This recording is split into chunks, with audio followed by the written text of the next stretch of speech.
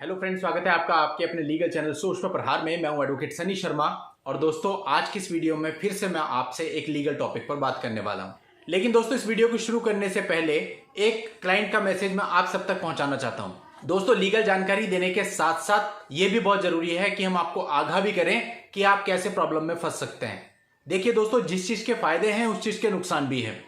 Online बेशक आपको बहुत हेल्प आज के समय पे मिल रही है, बहुत सारी नॉलेज आपको गूगल या यूट्यूब से मिल जाती है, लेकिन इसके साथ साथ यहां पर बहुत सारे स्कैम और फ्रॉड भी हैं। जिन्होंने मुझे मैसेज करके बात बताई है, अब उनकी बात आप सब तक इसलिए पहुंचा रहा हूं ताकि आप सबके साथ इस तरह का फ्रॉड या स्कैम ना हो जाए। देखिए दोस्तों, जितने भी सही लोग होते हैं वो कभी भी आपको यूट्यूब या गूगल पे हैं तो वो कभी भी आपको फोन करके किसी प्रकार के पैसे की डिमांड नहीं करते हैं।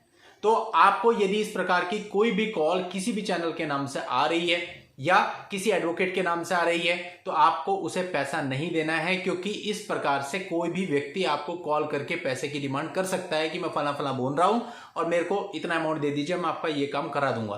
तो ऐसे में आपके पैसे वेस्ट होने की बहुत चांस है। जिनकी मैं बात कर रहा हूं उनसे इसी प्रकार से 2.5 लाख रुपए किसी ने यहां पर इसी यूट्यूब के माध्यम से ले लिए और उसके बाद उनका फोन उठाना बंद कर दिया। अब ये कंप्लेंट मेरे को मिली, इसलिए मैं आप सबके सामने ला रहा हूं। बात ये हुई थी कि भाई इसमें वो उनके केस का सारा काम करके देगा, सारी ड्राफ्टिंग का काम भी करेगा, प्लस और जो भी उनकी नीड होती है वो सारी असिस्टेंस प्रोवाइड करेगा पूरे केस की। लेकिन जैसे ही कंप्लीट पेमेंट पास में आया उस व्यक्ति ने फोन बंद कर दिया। अब उनका फोन पिक नहीं कर रहा है। तो दोस्तों, ऐसा किसी के भी साथ हो सकता है। तो अब ये आपकी अपनी समझदारी है। ठीक है, आप नॉलेज लीजिए, सारे चैनल्स देखिए, सब तरह से आप नॉलेज गेन कीजिए। लेकिन अगर आप इतना बड़ा अमाउंट किसी को दे रहे हैं या छोटा अमाउंट भी दे रहे हैं तो पहले ये जरूर जान लीजिए कि सामने वाले की ऑथेंटिसिटी क्या है, सामने वाला जेन्युइन है भी या नहीं। आप अपना केस किसी को हैंडओवर कर रहे हैं, किसी से एडवाइस ले रहे हैं या कुछ और, तो पेमेंट करने से पहले आप उसकी क्वालिफिकेशन जान लीजिए, उसका एक्सपीरियंस जान लीजिए, वो किस फील्ड का एडवोकेट है ये जान लीजिए। जब आप पूरे तरीके से संतुष्ट हो जाएं उसके बाद ही किसी को पेमेंट कीजिए। वरना आपके साथ भी ऐसा हो सकता है कि कोई भी व्यक्ति खुद को एडवोकेट दिखा करके या किसी और का नाम यूज करके या किसी के चैनल का नाम यूज करके आपसे पैसे की डिमांड कर सकता है और ऐसे में आप लुट जाएंगे, आप कुछ नहीं कर पाओगे। तो इसलिए दोस्तों, आपकी जो सुरक्षा है वो आपके हाथों में है। आपको इन सब बातों का ध्यान रखना है।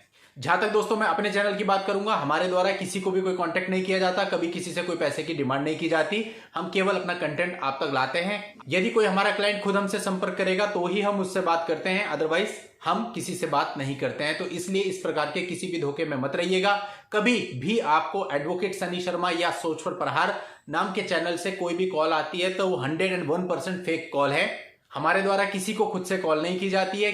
तो आपको इन सारी चीजों से बच करके रहना है। चलिए दोस्तों, अब हम आज के लीगल टॉपिक पर आ जाते हैं। दोस्तों, अधिकतर लोगों की यह समस्या आ रही है कि मेरी जो पत्नी है वो मुझसे अलग जा चुकी है, मायके में जाकर के रह रही है और वो मुझे तलाक नहीं दे रही है। लेकिन केसेज उसने सारे कर दिए हैं। 125 सीआरपीसी भी किया हुआ है, 498 भी किया हुआ है, डीवी का भी डाला हुआ है। अब मैं उसे कई बार कह चुका हूं कि मेरे को डाइवोर्स दे दे, लेकिन वो डाइवोर्स नहीं दे रही है। तो अब ऐसे में सर मैं क्या करूं, क्योंकि मैं तो फंस चुका हूं, सारे केसेस मुझे लड़ने पड़ रहे हैं, डाइवोर्स मेरे को मिल नहीं रहा है, बात वो मुझसे करती नहीं है, नंबर मेरे ब्लॉक हैं। तो अब मैं क्या करूं।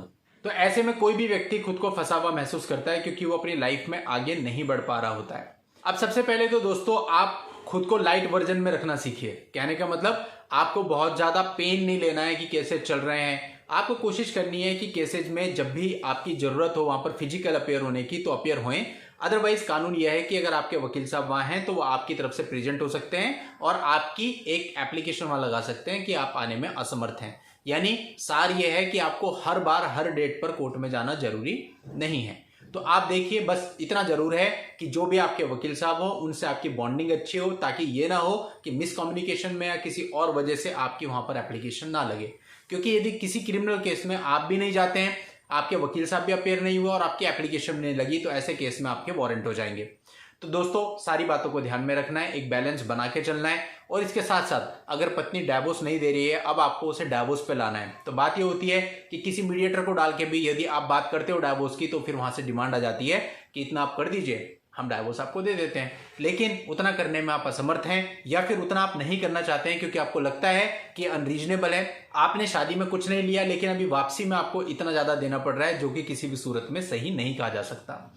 और जहां तक मैं समझता हूं दोस्तों, रीजनेबल अमाउंट पे किसी को दिक्कत होती भी नहीं है, लेकिन समस्या ये आती है कि रीजनेबल कोई मांगता नहीं है। मांगा जाता है बहुत ज़्यादा, यानी 2 गुना, 10 गुना, 5 गुना, तो उतना आदमी नहीं देता है। और देना भी नहीं चाहिए कि इससे और लोगों को भी शिक्षा मिलती है कि भाई केस करो और केस करने के बाद इतने पैसे मिलते हैं, तो वो समाज को भी एक गलत मैसेज जाता है।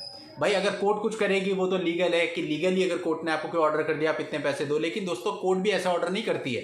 कोर्ट भी बहुत सोच समझ के एलिमनी लगाती है सारी चीज़ों को देख करके, और आपके जो वकील साहब होते हैं उनके आर्ग्यूमेंट्स मैटर करते हैं। तो इसलिए दोस्तों जल्दबाजी आप लोग करते हो, इसलिए मुझे लगता है कि आप लोग ज़्यादा फंस जाते हो। आप लोगों के ऊपर केस होते ही नहीं, 1-2 केस अभी डलते ही हैं और आप लोग कोशिश करते हो कि समझौता हो जाए। दोस्तों ऐसा नहीं होता। अगर आप इतनी जल्दी समझौते नामे के चक्कर में पड़ोगे, उनको बार बार अप्रोच करोगे फ़ोन करके, मीडिएटर्स को भेज के, तो जाहिर सी बात है उनकी जो डिमांड होगी वो हाई हो जाएगी। यदि आप अपनी तरफ से बिल्कुल शांत बैठोगे, उन्होंने केस डाल दिया, आप लड़ रहे हैं, लेकिन आप उनसे कोई कांटेक्ट नहीं कर रहे हैं और सामने वाले को आप ऐसा बता रहे हैं कि आपको कुछ फर्क नहीं पड़ रहा है, आप केस लड़ेंगे, आपकी अप्रोच यही होनी चाहिए। सामने वाले को आपको यही अप्रोच दिखानी है कि आप केस लड़ेंगे, आप देंगे कुछ भी नहीं अननेसेसरीली, जो अनरीजनेबल होगा वो आप नहीं देंगे, आप बल्कि केस लड़ेंगे और कोर्ट जैसा फैसला करेगी वैसा आप करेंगे। तो दोस्तों देखिएगा, जब आप 6 महीने साल भर बिल्कुल अपने केस पर ध्यान देंगे, उनसे आप किसी भी तरह का कांटेक्ट नहीं करेंगे, तो ऑटोमेटिकली जो डिमांड होगी वो नीचे आने लगेगी। कारण क्या है कि कोर्ट में ऐसा नहीं है कि एक ही पार्टी परेशान होती है, दूसरी पार्टी को भी कोर्ट में आना पड़ता है, परेशान वो भी होते हैं। देखिए मेंटेनेंस का केस डालना आसान है, आपकी बात से मैं सहमत भी हूं, आप लोग कहते हैं मेंटेनेंस बंद ही जाता है, लेकिन बार बार मेंटेनेंस को रिकवर करना बड़ा मुश्किल होता है लड़की वालों के लिए भी।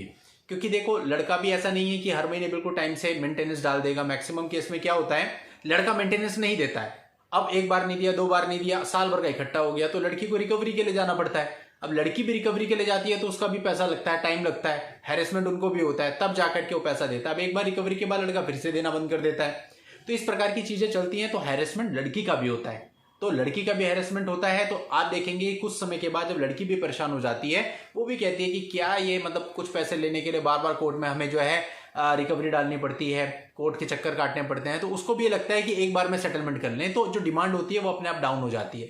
दूसरा, जो लड़की होती है, देखिए आपके साथ साथ उसकी भी एज निकल रही होती है, माँ बाप चाहते हैं कि उसका भी कहीं विवाह कर दिया जाए, और हो सकता है कि लड़की का कोई अफेयर भी हो तो वो खुद भी आगे बढ़ना चाहे।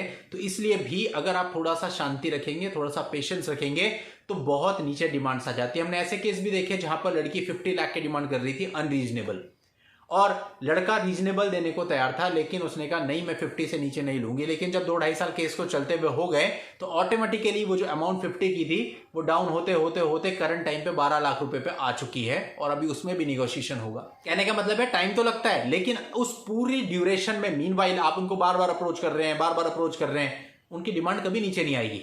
आप उनको ये दिखाओ कि आपको कुछ करना ही नहीं है, आप केस लड़ेंगे और जो भी जजमेंट होगा उसके अकॉर्डिंग चलेंगे। आप उनको ऐसा दिखाओ। अगर आप उनको ऐसा दिखा रहे हो तो वो ऑटोमेटिकली अपनी डिमांड नीचे करेंगे, और जब डिमांड आपको लगेगा कि आपके बजट में आ गई है, अब वो निगोशिएट करने को तैयार हैं, कोर्ट में परेशान हो चुके हैं, तो उसके बाद फिर आप अपने सेटलमेंट की उनसे बात कर सकते हैं। लेकिन जल्दबाजी में सेटलमेंट करना बहुत बड़ी मूर्खता है, और डिमांड कभी भी नीचे नहीं होगी। और अगर आप सक्षम भी है ना, तब भी आपको गलत अमाउंट किसी को नहीं देनी है। कारण क्या है कि इससे बाकी लोगों के लिए परेशानी हो जाती है। वो लोग जो बेचारे नहीं दे सकते, उनसे भी लोग वही एक्सपेक्ट करते हैं कि इतना लेंगे, तो फिर इसलिए उन लोगों को दिक्कत हो जाती है। तो मेरी यही प्रार्थना है सभी से, जो सक्षम भी हैं वो भी केवल रीजनेबल अमाउंट ही पे करें, अगर करनी भी है तो अनरीजनेबल दे करके समाज में गलत मैसेज ना दें और दूसरे लोगों के गलत चीजों को बढ़ावा ना दें। बस दोस्तों छोटी सी यही जानकारी आज आपसे शेयर करना चाह रहा था कि आप लोग इस मामले में थोड़ा सा पेशेंस रखें। नेक्स्ट वीडियो में नई लीगल जानकारी के साथ मैं आपसे फिर मिलता हूं, तब तक के लिए goodbye and thank you for watching,